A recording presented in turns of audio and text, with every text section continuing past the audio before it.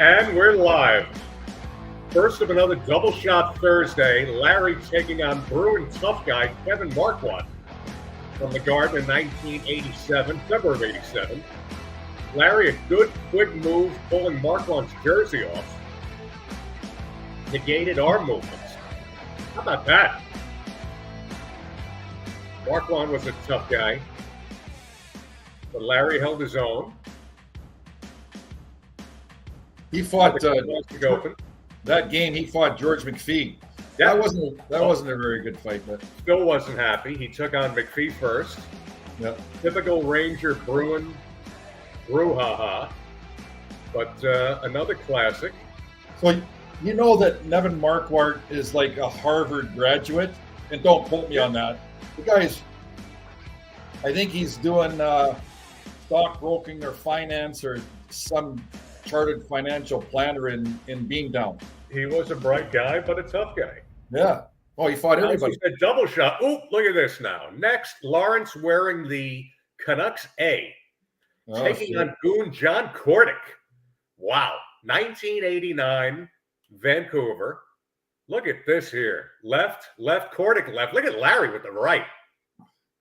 Look at this. Breaking it up here. Same group of linesman officials. My partner took some tough shots, but he didn't buckle. Still alive. Still alive, going into the penalty box. And we touched on it a couple weeks back. Lawrence Joseph Melnick sporting the A. Yeah. Look at that. Amazing, isn't it? Nice hair. Yeah, that's what I thought too. The hair looks very good. A little wet, but it's nice hair. little Grecian formula. You look very well. You must have just. I'm going to turn 65. I told you we're doing a special trip. I don't use Grecian. Everybody thinks I do. I do. I go to Walmart. I get the $2 Dipity-Do. It makes it look a little blacker than it is, but I'm quite gray, like yourself. So no Dipity-Do here, just naturally dark. I'm 62. I'm 2 years younger than you. I have not started with the green or the blue pill, such as you, but we do have there is product, as they would say here, up top. Yeah. Well, you got to you got to cough it back. You can't have the hair hanging down over your eyebrows and like in the Young and Restless, Sharon Stone, like I mentioned last week. You're Sharon Stone. All these women have their hair right down, and as they're blinking their eyelashes and that, their hair is in their face. Get the freaking hair out of the way. Get the hair out. And then I've noticed a lot of them. I don't know if it's all the time. Whatever, the collagen or whatever, but they get the lips, very fish-like. So bad. The hair or the lips and the forehead. When there's no lines in the forehead, they're doing product. They're doing like lipo or whatever the hell you call that. We don't do that. Your heads are cleaner than your head after various cuts and altercations, what have you.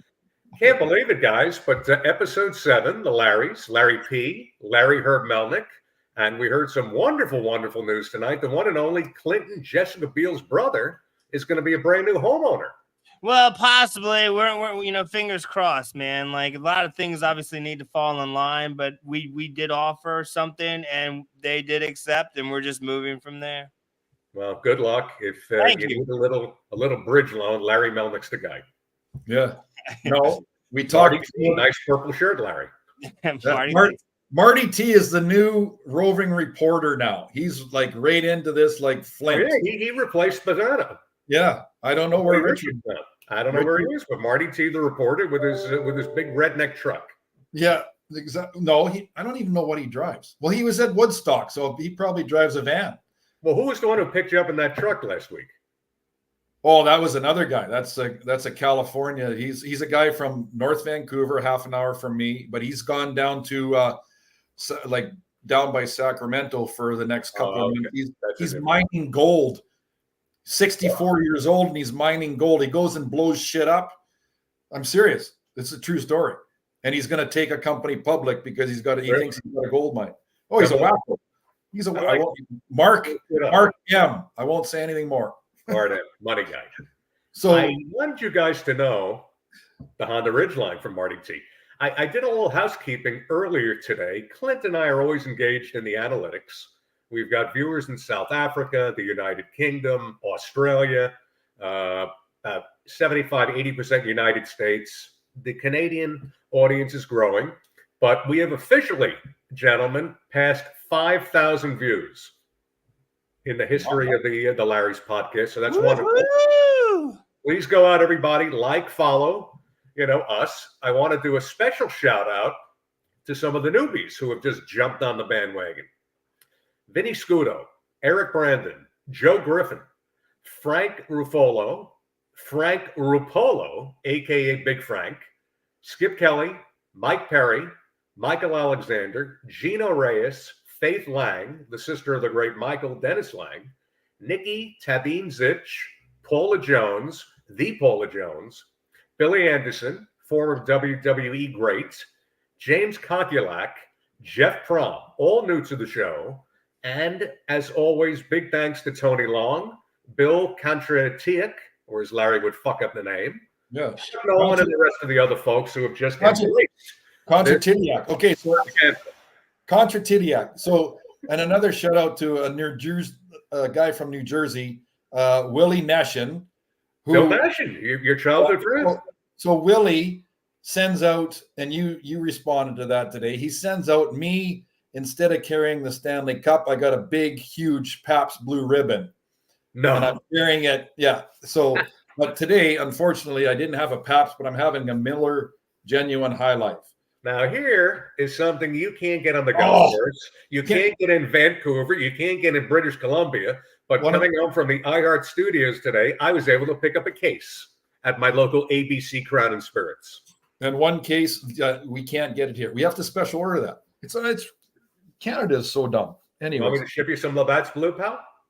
Sure, but it'll get stuck at the border. Then I go to the border and I got to talk to them. Like, are you kidding me? No, we'll have Marty drive it up in his Ridgeline. I'll get Marty T because he's a big fan of the show now. I'm going to get him to do some gophering. Is that called gophering, or whatever? A little publicity, a little PR. Yeah, PR, gophering. He should just wrap that Ridgeline with the Melnick, a Stanley Cup championship Edmonton Oilers jersey. I got a guy to do that for him if Marty T wants to do it. So, what are we talking about today? Almost hockey season. What? Almost 5 hockey. days? First, I want to go ahead. Best time of First, the I want to jump in. Best month of the year. We talked about it last week, October. Baseball playoffs are absolutely wonderful. On Monday, the Mets Braves split a doubleheader in Atlanta. So both teams got in. It put the kibosh. It eliminated Arizona. Wild card round commenced. 3 series have been completed. Kansas City beats Baltimore 2-0. Orioles scored all of 1 run. The great Dan Moore. That's a shock. Big Danny Moore, Carnoustie Friday. Golf club. Detroit beats Houston 2-0. So Kansas City will now take on the Yankees in the ALDS, and Detroit will play Cleveland. And if you want to go back to last week's show, episode 6, I said, watch out for those Detroit Tigers. San Diego knocks off those shit Braves 2-0 in the NL wild card. And now the Mets and Brewers are 1-1 with the deciding game going on now in Milwaukee. I got it on the background. You can watch it, and everybody can watch it after the Larry's podcast. The winner will most likely go on to play the Phillies, and the Braves-Dodgers will most likely take care of you. Actually, I'm sorry, the Dodgers-Padres in the next round, which is always a great series. Shocker, Baltimore can't score when they were playing so good. A lot of young players on that team. They got healthy towards the end of the year, but they scored 1 run. They got shut out 1-0. They had 1 solo home run last night, and they're out. So we will advance after tonight's Met game. Hopefully the Metropolitans will bring it home. But you talked about hockey. We're 1 week away. Quick question with the Rangers. Will Matt Rempe be on the opening day roster? Why not? He's a cult hero already after, half a season? He is, but there's a little controversy right now. It's either going to be Rempe or Adam Edstrom. And they're both gunning for the 4th line. Okay, hold on a second. Season. One may be traded. Is the second kid a European? Yes. No. Where's Rempe from? Canada or United States? He's a USA. Okay. What do you think? I hope he is. He became a fan favorite at the Garden. Rangers have to decide between the two forwards. Well, easy call for me. You take the Canadian American. You take the North American. That's not even a player. That in the 7 shows, that might be the dumbest question you've ever asked. Well, we'll see how it plays out. There's also thank you. There's also Victor Mancini and Connor Mackey are battling for one of the 7 defensive slots. Well, I've been in that position where I'm 6, 7, or 8, and it's a tough call. And the way the players are playing nowadays, there's not much difference. I go down to nationality then, and that's I don't know if that's right or wrong, but so you got an Italian and you got a Scottish maybe Mackey and what's the Italian guy's name? Who's tougher? Mancini. Yeah, so I would go with who's more physical or who brings that extra defense. Yes, right. Exactly. Again, I think it's a no-brainer with Rempe. I was just reading today how there's even a little battle on it, and there's been some buzz. But what he brought, the fisticuffs. I think it is a no-brainer. I agree with you. He's 6'8", and he's 21 or 22, correct? He's going to develop. Give him a year or two. Like, who's the lead? Trouba. Trouba's going to go to that kid, and he's going to tell him how to play the game, what to do. The coaching staff, they're all going to tell. Just give him some time. He can skate. Yeah, and he can skate. He's going to get better, and he's going to get bigger, and he's going to get stronger. Not taller. Yeah. Oh, you got to keep the kid. It always happens. There's always a couple of guys on the bubble, and there'll still be some maneuvering of that roster. But I think he's in, and I would go with Mancini as well. Yeah. Let's test your Larry Melnick's recollection of your storied career. We had fun a couple weeks ago. Simply respond true or false. True. The great Lawrence Joseph Melnick. Absolutely correct. Today's topic. Your postseason. Yeah. Number 1, you appeared in a total of 432 regular season games, believe it or not, spanning from 1981 to 1889. Now, you appeared in 52 playoff games. True or false? False. Actually, you're right. How many was it? Ding, ding, ding. 66. It was 66. At one point in my career, in the beginning, I know there's not that big of numbers. Like when you look at like a Trottier or Gillies or those guys, they played Messier, Gretz. They played over 200 playoff games. Now that's an accomplishment. I had at one point played more playoff games than I played actual regular season games with Boston. That's how whacked that was in the first 2 or 3 years of my career. Very impressive. That brings me to number 2. In those 66 games, true. In those 66 games, you recorded 11 points. True. It is true. I know, two goals with Edmonton, 9 assists with the Rangers. Now, shockingly, no footage is available of these 11 occurrences. Probably not. Hey. So here's a story. Now that my first NHL goal was in the playoffs in the first Stanley Cup that we won. I played 6 games, and I scored against. Is that the one you're on the cup? Pardon? Was that the one of the 2 where you're actually on the cup? No, this is before. This is the first. So I score. I'm in the slot, and Kevin McClellan and Davey Hunter pass me the puck. I'm in the slot. What am I doing in the slot? I have no idea. And I winged it past Murray Bannerman. And the next day in the paper, Johnny Muckler, who was the assistant coach, and Johnny was really good to me. And he said, "Oh shit! Now another defenseman thinks he can score goals." Coffee had 45. I had 1. So that was such a good team. So I got lucky. I got second star that game ahead of Gretzky. So blah blah. That's impressive. And Muckler, another one on that '94 Ranger team with Keenan and all the other other Oilers. All right, last one. Total penalty minutes accrued in those 52 in the playoff games was 87. False. How many? It's got to be over 100. I don't know. 129. Yeah, there you go. This is very impressive. You're 3 for 3. Your post-career prowess was a little bit more impressive than your career, where you couldn't identify the first 16 true or false questions. 10 concussions, and I'm still half-assed thinking normal, which is good. Today? Well, okay, so we talked before the show. I had to scramble my ass to get here. I'm wearing a nice, and actually this shirt, Marty T says, is a nice purple shirt. It's got monkeys on it. And you know where I bought this? Last year at Rye Westchester Golf Club at the Rangers golf tournament. Yeah.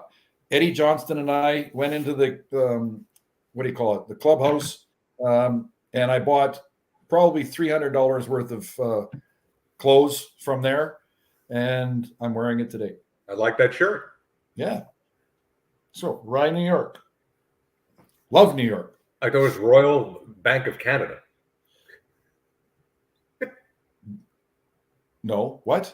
I don't know. I said RBC. You know, some of the RBC. I played a TaylorMade golf ball today that had a logo RBC, but I'm a CIBC guy. So, I will be playing tomorrow. I got a 2:17 tee off time. I got the day off, so weather permitting, we'll get in hopefully 27. Why do you play at 2:00? Happy hours at 2:00. Well, there's still one of us a daytime job. Tomorrow is personal time off, what they would call PTO. But gotcha. Until I join you in Vegas for 65, it's usually afternoon outings, with the exception of Saturday, Sunday morning. So this morning, I walked the golf course yesterday. I played the same golf course twice, yesterday and today. And I'm a little sore, getting up there where we walk the course. It's not hilly or anything, but still you're walking, and I shot 87 yesterday, shoot 46-40, playing from the blues, hitting the ball good. But just, I'm sore. Like tomorrow is going to rain. Like it's going to pour here tomorrow. So I'm going to sit back and actually do. Play a lot. All kidding aside, you play 6 days a week. Pretty, yeah. If it's nice though, there's guys that play over 200 rounds with the guys I play with. That's a lot. If I can get out at least once, whether it's late afternoon, and now as you can see, it's dark already. The days are getting shorter. Daylight savings time, it'll change. So. That'll put the kibosh on the late afternoon golf. So the nicest time of the year is coming up, and it's just going to be a weekend. Yeah. But at 2:00 in the afternoon in Florida, what's the temperature? 75. Since the hurricane zipped through, it's been 90 every day. The humidity is ridiculous. So it's brutal.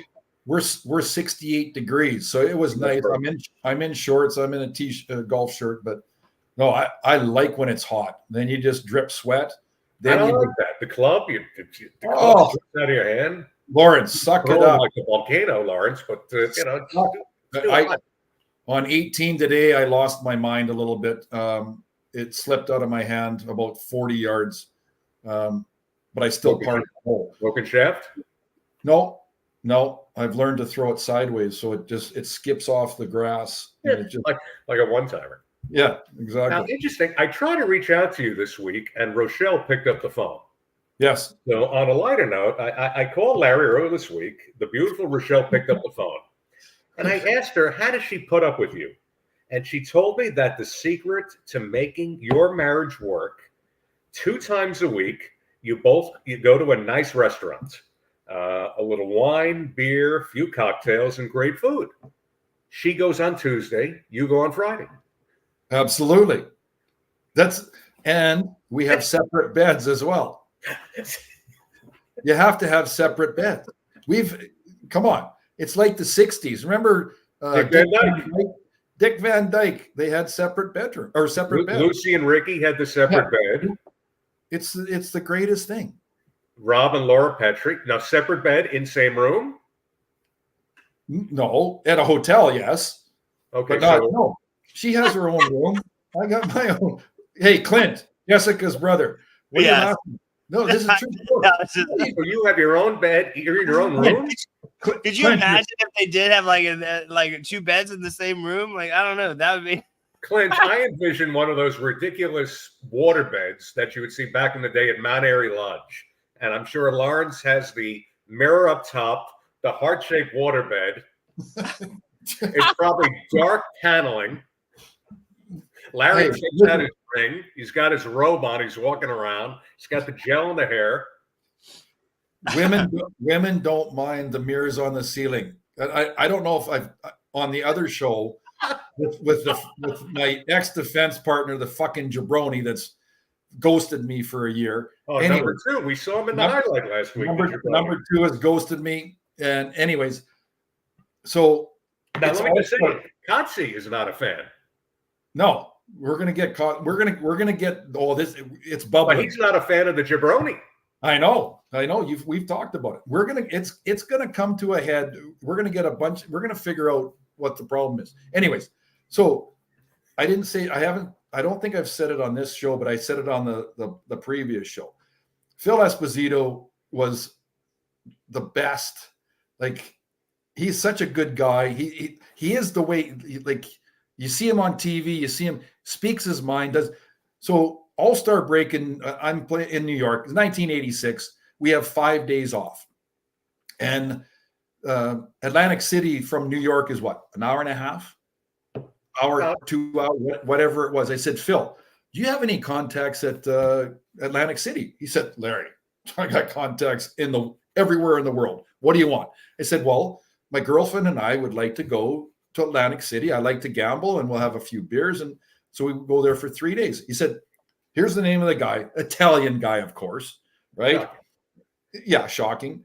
And so I get to the hotel. I don't remember if it was a Harrah's or whatever it was. I get to the hotel. Back then. Pardon? Probably resorts. Could have been. I don't. I've got pictures of it, but I don't like. So, anyways, moral of the story: we get into the elevator, and the guy says hi. I said hi. He was dressed in a suit. I said, "Are you?" I guess it was Frank or whatever. Are you Frank? He said, "Hey, I'm Larry Melnick. I'm with the Rangers. Phil Esposito was supposed to talk to you about me getting a hotel room." He said. So he presses the button. We get off the elevator. He gives us a freaking suite with exactly what you said: mirrors on the ceiling, hot tub in our room, and everything for free. Happy hour free, everything for free. It was like, how do you? Phil had his guy. You can't make that shit up. No, Phil had his guy. Mr. Phil. Most guys have their guy. They got their restaurant go-to guy. Yeah. They got their hotel go-to guy. They got their hospitality gaming guy. I think it's like, it's just a New York thing. They got shit, like they get free shit all the time. I don't think Duguay's ever bought a beer in New York.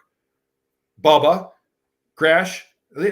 Those guys back in the day, they just walked in, and we talked about it on the other show in Portchester. Yeah. Duguay, Espo, they all had a piece of this place called Detroit's. It was right on the Portchester Greenwich line. That's right.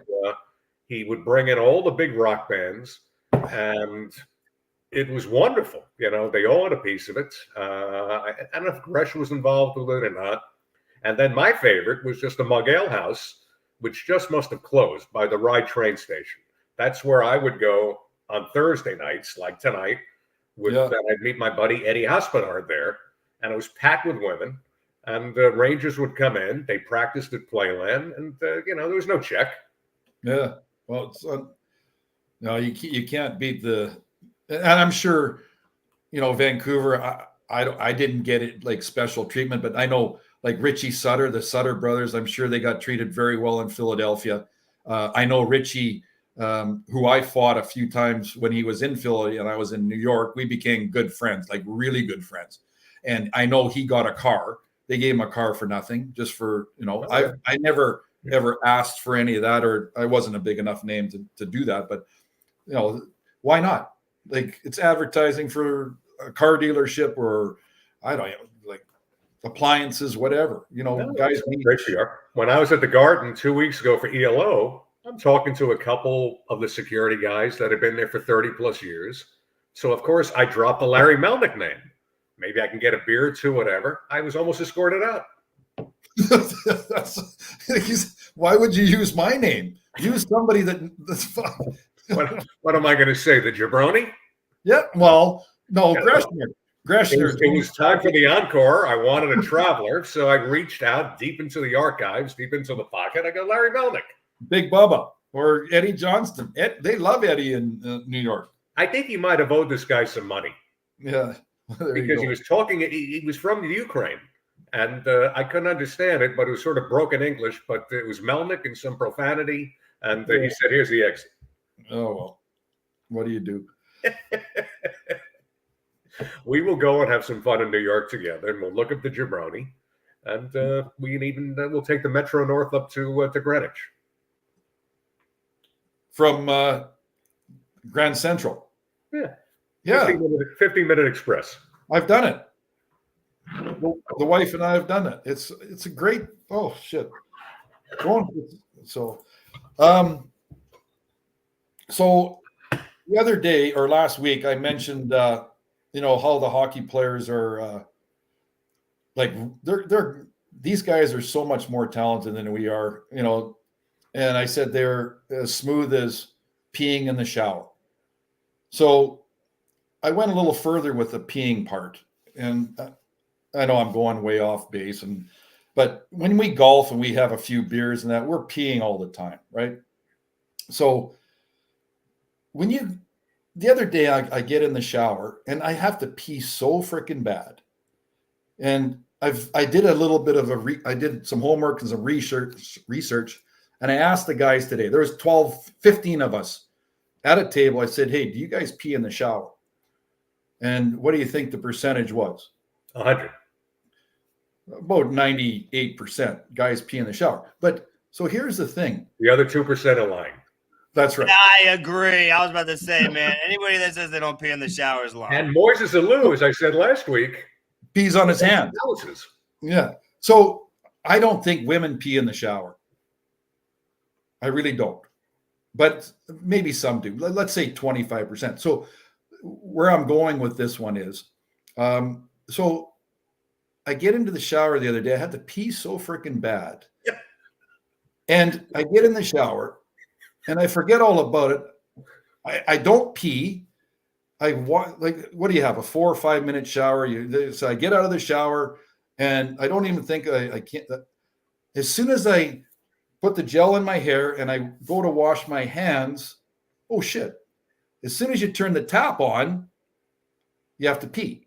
Well, either that or your prostate is the size of a peach. No, a pea. Little pea would be good. A pea. So I did a little bit more homework. There's a word. No,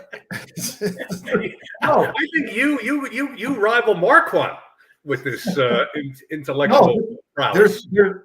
It's when you get, so let's say you go to so at Carnoustie, okay, we go to the golf club or whatever, you got 2 or 3 what do you call them, urinals, right? Some of them have dividers, some of them don't. Let's go a little further again. I'm going way off now. Soliloquy. Which urinal do you pick when you go into the freaking bathroom? First one, second one, or third one? Whichever the one is fucking open. What if they're all open? Then I'll go to the end one. Why? I like a wall.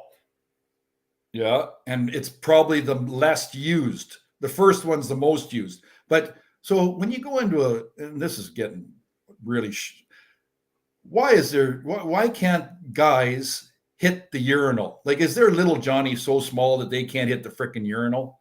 Well, it is usually wet on the floor. Oh, it's so bad. That's why I sort of like that little separation that some have. Now, worse yet, I'm sure it's changed, but the last time I was in Wrigley Field, they had the old-fashioned trough. Oh, Every guy is pissing into that trough now. You got that one little bromine tablet on the bottom. look, And the old fart that's going like this. I go, whoa. So this is where I'm going. Lawrence, you and I think alike. Like the little Johnny, okay? I don't know. You're small. You're short, which means you're probably, how big are your feet? I'm size 10. Okay, so big. We've been through this before. 5'9.5", 5'10", 200, size foot 10. The foot's a size 10. You're 5'4" with a big size foot. So you got a big Johnny. So anyways, what I'm trying I've been told I'm hung like a small farm animal. Excellent. So what I'm getting to it, there is, so if you go, so if I was to go to Wrigley Field in one of those urinals, and I remember they used to have those at the Coliseum, Pacific Coliseum, where I played in the 80s. They'd have the big urinal. So there is a social phobia. Some people cannot go pee beside someone else. It's a phobia. That's me. That's me. So Clint, well, they feel pressured. But it's a phobia. It is the bladder. It is the second biggest phobia besides public speaking. Well, they call it camera shy. True. I'm glad I'm not by myself. True story. And don't, but Clint, that I did the homework. I'm not bullshitting you. It's called paruresis. Paruresis. Paruresis. Shy bladder. Shy bladder. The ability to not, what is it? The ability to not urinate in front of another guy? That's right. Yeah, like if I'm in a urinal, can't do it. If I get a stall, maybe. But if somebody is even next to me in a stall, sometimes it's hard. I don't have a problem. I don't have a problem with that. But what I detest is if I happen to be there and outside of the urinals, there's a guy in the toilet that's shut taking a nasty dump. How does anyone cross the threshold with that? That's, I think, more offensive because now you're stuck in there. Yeah, it could be an Italian restaurant where you got one toilet with 3 urinals, and now I got to be subjected to this stench. Oh, it's horrible. Awful. And you can't do anything. That's why it's great on the golf course. You hit your tee shot, you go to the woods, you go into the bushes, and you pee. Exactly. So paruresis.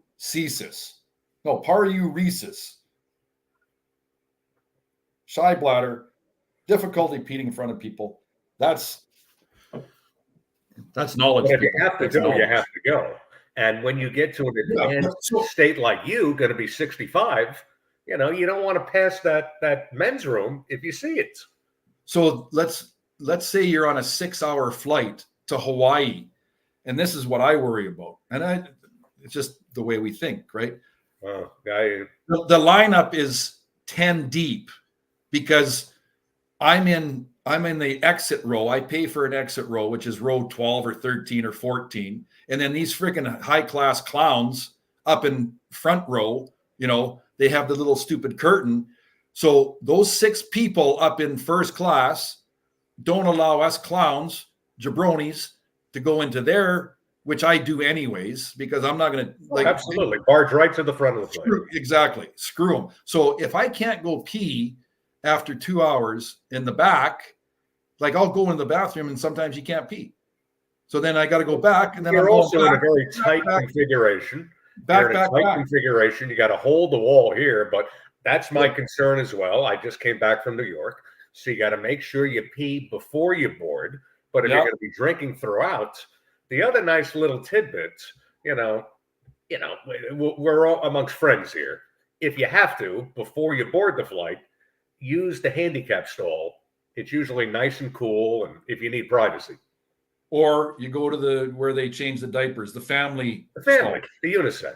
Yeah, the handicap or unisex. Anyways, next, that's enough about peeing. I just thought I'd bring it up because I had to haul ass to get here to get to the show. Well, we appreciate it. Clint and myself, we're very happy.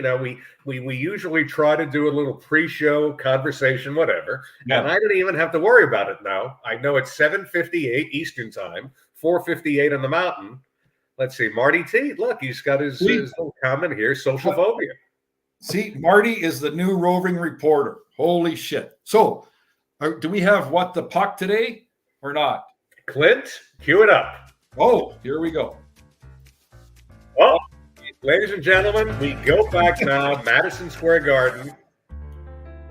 The great Lawrence Joseph Melnick once again, spew that would be offensive to virtually every adult. All 98% that claim they urinate in the shower. Maybe not, but that was a classic legendary moment for you in that penalty box. So that I've said that was pretty bad, but I would like Clint in the future to get like what Ty Domi would say, or Probert would say, or Kordic. If you can find some clips of what, if there's any of those, do you think we could probably? I'd like to hear them. Yeah, Clint, Jessica's brother. We'll do some digging. Now, true story with Bob Probert, and I got to meet him. He was actually a very nice guy. He worked at a hotel in Delray Beach. He was sort of a concierge, but he had had so many concussions, but he was a very sweet guy. And he passed away, shortly after I met him. But, got to talk to the guy, down to earth, regular guy. And, it was neat to meet him because you took him on in both the AHL, NHL, Blackhawk, Red Wing. This was a tough dude, but I'm sure we could find some tape of Ty Domi and some of the vulgar comments that might have come out, similar to all of us. And like I said, I'm just thankful that Clint can't pull archive footage of me, because I've made similar, commentary and what have you. The only thing we can find on you is this. Hey. That's the only thing we got on you so far. Hey, I gave you some other photographs. Oh, look at that chip. You look like how about that chip? You look like you're 5'2" in that bunker. Hey, so just for everybody, one of the greatest fights I ever saw live. If you want to punch it up, I'd say it was 1987, 1988. Craig Cox and Bob Probert. Like my fights were short because if I got a few punches in, I'm happy, I'm done, get me off before I get annihilated. Cox and Probert threw so many punches, and Domi and Probert threw so many punches, like it was a marathon. But watch that fight. Craig Cox, I was in Vancouver. Cox, he was like 6'4", 160 pounds. Probert was 6'4", or whatever, and a little bigger, 220 or whatever. But that's a great fight. That I haven't seen. But he was tough, and I got to tell you, I've pulled as much footage as I could find. There were a couple, you and Probert, which we'll ultimately air at some time. That you had a very good showing, and the greatest we showed a couple weeks ago. Val James. Yeah. Nope. So Clint, are there people commenting right now? No, our last comment is Marty T. Okay. So Marty T, we've been golfing together. I shot a cool 78 or 79 with him a couple of weeks ago. He's got a what the puck. And I've discussed this with some other people, but he brought it to my attention and sent me an email to remind me to say it today. So we've talked about the peeing and the dirtiness and the, of whatever, but it's 100 degrees out and guys are sweating. They're golfing, 18 holes takes 4 hours. Even the pros, right? 5.5 hours. It's 100 degrees wherever they are, Florida. And you'll watch them. They'll take their hat off. They'll take their right hand. They'll wipe their hair, make sure it looks good, and then go shake your hand. Gross. I don't want to touch a guy's sweaty, frickin' sweat. Yeah, it's disgusting. Frickin', at least like towel off. And here's another thing. And this is why I brought up the peeing part. After a round, when it's 90 degrees or 100 degrees, guys will just walk from the golf course right to the table. They won't go and wash up. And like I go wash up, I fix my hair. I wash before I go to the bar. I have a mini bath. I seriously, I wash my face, my slick back, my hair. I wash my arms because I got suntan lotion everywhere. I wash my legs off. Then I go have a beer. I feel Marty was talking about your little bath. Yeah, wet nap or a moist towelette? No, just I basically have the bathroom flooded with all the water I've sprayed all over myself. Well, I'll wash. Yeah, I'll even go to the locker room, if it's the moorings, and I'll change shirts if I'm dripping wet before I go into an ice cold bar. Yeah, and I'm all sweated up. Yeah, if your locker's right there, change shirts. Even have a quick 4-minute shower.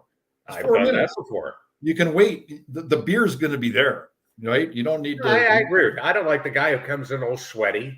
Oh, that's right there. And I agree with you. The one new slick maneuver and then the hold the hand, it's grease. But they do the pro. You watch the pros. Tomorrow, I'll be watching the Dunhill Cup or whatever the hell they're playing. I'm up at 4:00 in the morning. The golf starts at 4:30 here. 4:30 a.m. I'm watching golf, having a coffee, and they had the President's Cup last week in Montreal, which is interesting. Yeah. So, anyways, what else we got?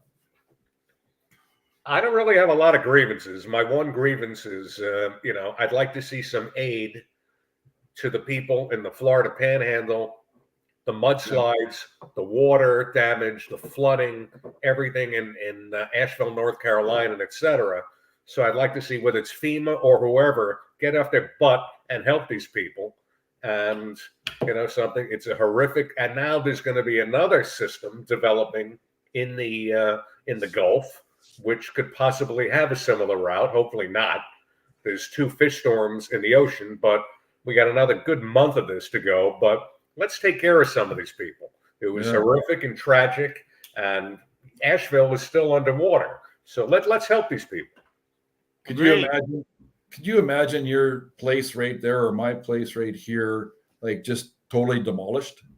It could happen. When we moved here 2 years ago, we're on a barrier island. So 2 weeks after we moved, there was a significant hurricane threat, which fortunately was south. There was no issue. About 3 weeks later, there was another one, which was just north. And whenever you see Jim Cantori close to your house, you're fucked. So if he's in the market, it's going to be bad. But fortunately, nothing. But if it gets to a 4, we're in what they call an evacuation area. It could be flood. We're in between the Indian River and the Atlantic Ocean. But, it's horrific. It's mud, whether you have a mudslide, a tornado, earthquake, hurricane.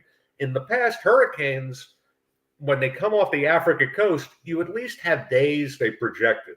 But lately, what's been happening is they developed in the Caribbean Gulf of Mexico very quickly, and it went right up the coast, and there's really not a lot of time for people to prepare. And if you're in an evacuation zone, get out, and you just have to feel for these people. It hit that Big Bend area once again, but then they predicted it. They said it will be such a horrific water event, 2 feet of snow, 2 feet of rain rather, after it had been a long drought, but they had heavy rains. So trees are, disarray, and the water, you see it, the flooding. It's just, you got to feel for anybody that was involved with that, whether it was the Hawaii fires or mudslides in California. And when you have an act of God like that, everything can be going, like this. We kid, we have fun, but it's dangerous. You're one day away from any kind of horrific type of incident. So it is what it is.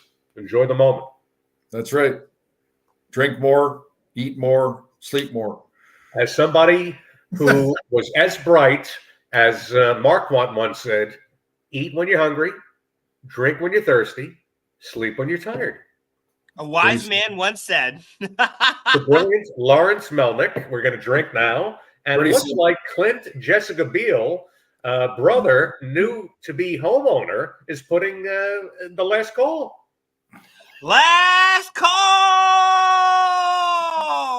I'm going to have 5 or 6 more Labatt's Blues. Hey, so Lawrence? how much did you buy? 6 or 12? I bought a case. Case is 12? 24. Oh, shit. What did that cost you? $19. It was 2 12-packs. A 12-pack was 18. That 35 all in. 35. Okay, so I bought 36 Molson Canadian and 15 Miller High Life, $94. Yeah, you said that. The prices are ridiculous up by you. Oh, we're getting. What are you paying a gallon now for the Mazda? The Mazda, the convertible's off the road now. So I've got a Mazda 3, which is a four-door, big car, powerful sedan. Where's the convertible? You garaged it? Yep. It's done for the winter. For the season. Yep, that's it. Yep. I could have kept it going, but there's a boss in the house that I have to speak to. And she said, nay, 1 insurance only, not 2. Really? So, yeah. Oh. So Nay. The convertible is in the garage. That's funny. Wow. Yep. I would have thought you year round would have that convertible down with the heated seats, t-shirt on. No. Hey, are we still live? Yes. Yeah, even though I gave the last call. Well, okay. We're running long tonight, which is all right. So yeah, no, I had to shelf the convertible. It's in the garage, and so I get the word this morning. Rochelle, the boss of the family, move the frickin' car over a little bit in the garage so I have more room for my car. I said, okay, dear. What does Rochelle drive? She's got a Volkswagen convertible Beetle. So it's a 2-family convertible home. 2 convertibles, yeah. And then where's your car? So your Mazda now is outside. It's outside. Oh yeah, the Princess gets inside. Come on. Hello. With your Mazda convertible. That's right. So you got 2 convertibles inside, and then you got my daughter's Mazda's outside, and then my Mazda's outside. So there's 4 cars. You're very brand loyal to Mazda. They should be sponsoring the show. So the Melnick family has 4 Mazdas. I'm going to go to them. I bought 4 Mazdas off them in the last 5 years. Really? Yeah. Well, they should be sponsoring this broadcast. I think that's send me a text tomorrow to remind me. I'll phone the owner of Mazda. Go to what they would call the Mazda Association of Vancouver, whatever. It would be Tier 2. And Clint will provide some vignettes or what have you, and I'll go get a Mazda. Exactly. Great car. I'll get a Mazda. Great car. We'll get Clint a Mazda. He Anyways, needs to go clean his house. Okay. Yeah, you're in for Did you not hell. see the last call? Hey. I'll get the Jabroni a Mazda. Well, no, we're not talking about the Jabroni. The Jabroni's a freaking. Anyways, issues. Fun. Clint has to box and pack, so let's be sensitive to his needs. Clint, all of the very best. We will be talking, but I hope it goes through, and congrats. If not, I know there's at least 1 bedroom available in the old Melnick Mountain. Well, that's good to know. Yeah, he's a family of 4, though, so they're going to be in one little small den. We can make it work. See you next Thursday, people. Could you imagine Larry Melnick as your landlord?